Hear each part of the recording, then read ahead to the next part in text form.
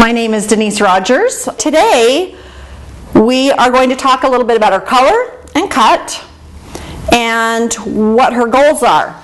And I'd like to kind of talk about having an effective consultation with your stylist. Help you to feel like when you leave a salon,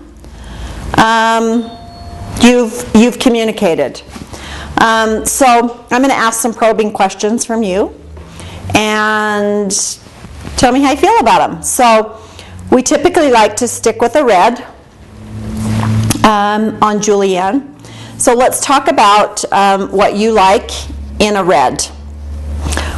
What tones, what level, and then we're going to look through some pictures here.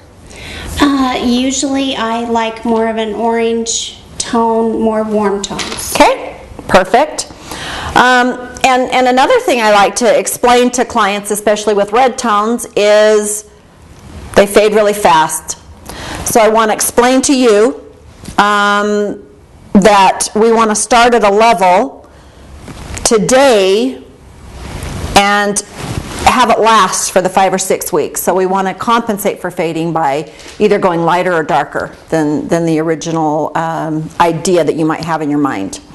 So we have decided on the red, and how I typically like to do that is go through my hair book, or even more effective than that is books with an actual person. What customers need to understand with these color books is this is synthetic hair. This doesn't look like what it's going to look like on your hair. So this is just a guide, a simple guide. So for me, I love pictures. I love pictures of real people because that gives me a better idea on a person. It looks totally different here. So we've decided on the level. We've already talked about that, and we've already talked about the fading and how we want to compensate for that. And Julianne is not afraid of color. She likes it really, really vibrant and red. So we like to have fun with that. So we kind of decided on the level, and we're going to go ahead and get that on. And then we're going to talk about the cut before it's actually wet. We'll talk about that first before we get your color on. So talk to me about where you're at with your haircut today. I mean, it's different every time you come in. Yes, but today, what are we doing?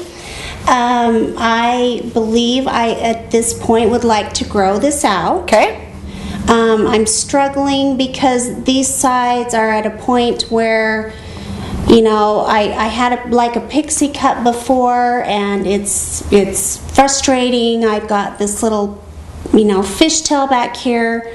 So is there a way to make it look more like a bob style as we're growing? Is there, I mean, what would happen with this part back here?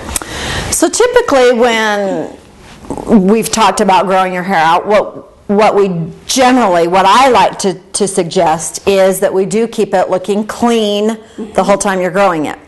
So I have an idea. First, do we have a goal as to where you want to be?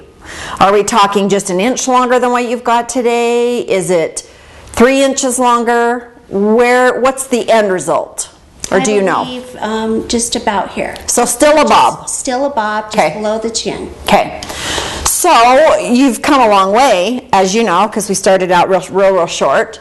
So basically, we want to keep the back nice and stacked and short around the occipital area.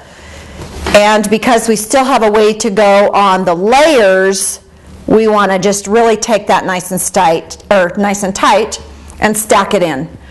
Bringing that up a little bit to your hairline. We'll bring it all the way up to your hairline and just have it nice and full and rounded following your occipital bone back there.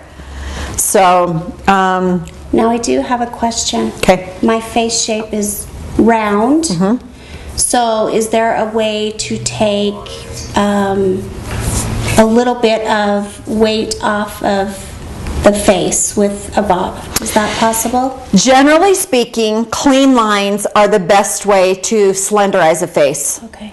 So So we're headed in the right direction. We definitely want clean lines. Anytime you've got a lot of movement around the face, it makes your face rounder.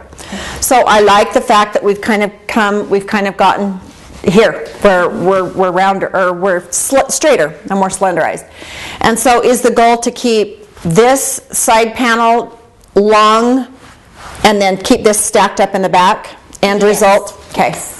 So, and keeping it full on the top, you want, okay, so we don't envision no layers, we just want them longer than it is right now. Yes. Okay, perfect.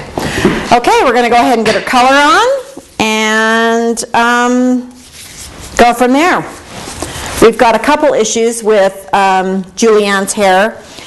We are using a red, but she does have gray. She is starting to go gray, so we want to make sure that we compensate for the gray coverage as well. So we're going to use a natural and a red in her hair. The natural covers the red, or covers the gray, excuse me, and the red is where we get our color. So I'm going to go ahead and get that on, get her parted off, and then you can see the end result when we're done. So this would probably be a good time to stop the camera. We're going to get a little bit of the color of me applying. You and work. Perfect. Good. And then we won't watch the whole thing.